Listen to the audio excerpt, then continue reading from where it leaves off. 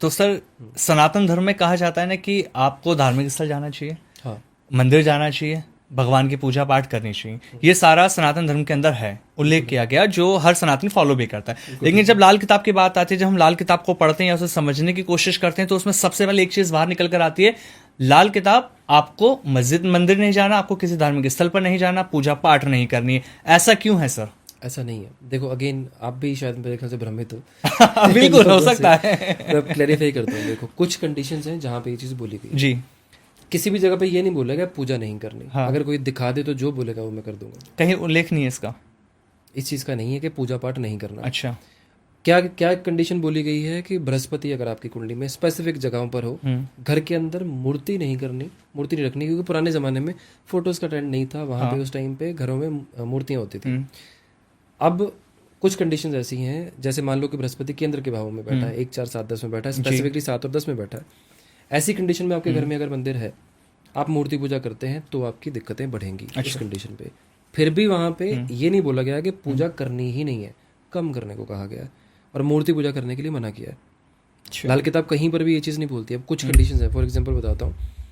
कुछ कंडीशंस में जैसे मान लो किसी का भी राहु दूसरे घर में बैठा हुआ है, ऐसा बंदा अगर मान लो प्रसाद लेता है या प्रसाद खाना उसका फेवरेट होता है, अगर ये खाता रहेगा तो उसका राहु खराब रहेगा, बृहस्पति भी खराब रहेगा उस कंडीशन में। सेम वे ऐसे डिफरेंट डिफरेंट कंडीशंस होती हैं। किसी जगह पे ये बोला गया कि मुसाफिर की मदद नहीं करनी, जो राह चलते हुए लोग होते हैं उसकी मदद नहीं करनी, उसको कोई हेल्प नहीं करनी। किसी जगह पे बोला गया है कि स्कूल के बच्चों की एजुकेशन नहीं करनी है। किसी जगह पे बोला गया कि पार्टनरशिप नहीं करनी है। अब ये क्या चीज़ है, आपको बुरी चीज़ों से जो आपकी लाइफ में नेगेटिव इवेंट हो सकते हैं उनसे बचाने के लिए बोला गया जी उस कंडीशन पे। सर, इसमें एक चीज़ और भी तो होती है, लाल किताब में ये भी कहा जाता है कि जैसे हम भंडारे देखते हैं, लोग करते हैं अपनी श्रद्धा से, कि कोई नवरात्र में भंडारे कर रहा है या कोई किसी और उपलक्ष्य में भंडारे करता है, तो आपको भंडारे का खाना भी नहीं खाना चाहिए। लाल किताब वही मना करती है, ना आपको दान देना चाहिए। बृहस्पति 5वें घर में हो तो भंडारा नहीं खाना चाहिए। अगर आप खाओगे फिर दिक्कत रहेगी। और लोगों का फेवरेट होता है जिनका बृहस्पति 5वें में हो। और दान वाला भी ऐसा कि दान नहीं कर सकते आप? दान की कंडीशंस में डिपेंड करता है आपके कौन से ग्रह की कौन सी कंडीशन है। हाँ। उसके हिसाब से दान पे डिपेंड करता है। जैसे मान लो कि किसी का चंद्रमा 6th हाउस में जी, तो 6ठा घर पताल का बोला गया, 12वां घर आसमान का बोला गया लाल किताब में। अब 6th हाउस में अगर चंद्रमा बैठा है तो चंद्रमा खराब है। हाँ। वैदिक में भी 6 8 12 में खराब होता है। अगर आप चंद्रमा की चीजें जी, दूध चावल पानी चांदी अगर दान करोगे तो बर्बादी तय है। सर लाल किताब को ग्रहों के लिए जीवित माना जाता है, इसका मतलब क्या है? सर ग्रहों के लिए जीवित तो देखो हर एक वैदिक या केपी या एस्ट्रोलॉजी की कोई भी साइंस है, हाँ। लाल किताब जागृत है। अच्छा। क्योंकि देखो जो लोग पढ़ते हैं, जो लोग इसको ओरिजिनल वर्जन को पढ़ते हैं, उनको पता है कि लाल किताब रखने पर असर आता है अगर आप सही तरीके से उसको नहीं रखोगे तो। अच्छा, जो पॉडकास्ट की ऑडियंस अभी देख रहे हैं, बहुत सारे हैं जिससे लाल किताब के बारे में बिल्कुल नहीं पता। एक आम इंसान कैसे समझे जो सिर्फ ज्योतिष पे बिलीव कर रहा है, वो नक्षत्रों पे चल रहा था, अपनी कुंडली दिखाई, उसने उस आधार पर उसने अपना अब तक जीवन व्यतीत किया। अब वो आगे की चीजें लाल किताब से अगर वो जोड़ता है, तो सबसे पहले उसे अपनी लाइफ में क्या बदलना पड़ेगा? सबसे पहली चीज़ तो मैं ये कहूँगा कि अखबार से या न्यूज़ चैनल से हाँ। या कहीं से भी अपनी राशि फल सुनना बंद करो। क्योंकि उससे कुछ नहीं होता। हाँ। अगर मान लो कि अगर आपकी इंडिया की अगर 20% पॉपुलेशन अगर एक राशि की है या 10% भी है, तो सबकी लाइफ में तो एक जैसे इवेंट नहीं होंगे उसमें। तो पहले तो वो बंद करो सबसे पहले। दूसरी चीज़ है, लाल किताब को समझने के लिए आपको लाल किताब पढ़ना जरूरी है या किसी एस्ट्रोलॉजर के पास जाना जरूरी है। लाल किताब में ना बहुत सारी चीज़ें ऐसी समझ आएंगी लोगों को, ऐसी दिखेंगी जहाँ पर एस्ट्रोलॉजर उनको ये बोलेगा कि बेटा इस टाइम पे आपको अपने घर पे अचार ये स्पेसिफिक नहीं लाना है। अच्छा।